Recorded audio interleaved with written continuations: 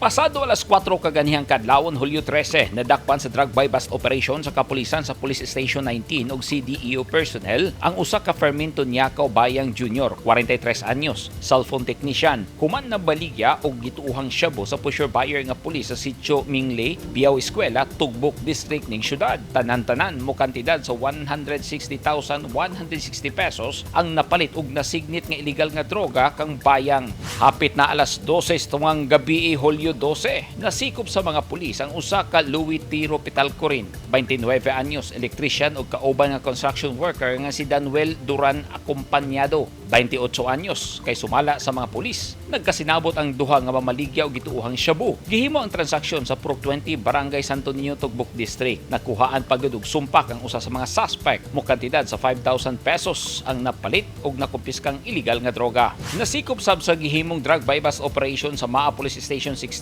ug 1st CMFC sa DCPO ang usa ka cook nga residente sa Prok 5 San Antonio, Igacos human nagbaligya og gituuhang shabu. Gihimo pa ang transaksyon sa illegal nga droga sa usa ka hotel sa Kabagyo, Barangay Wilfredo Aquino, Agdao, Davao City kagahapon sa hapon Hulyo 12. Giila sa mga pulis ang suspect nga si Albert Gascon Comapas. Mobalor tanan sa 34,000 pesos ang napalit og nasignit nga illegal nga droga gikan sa suspect.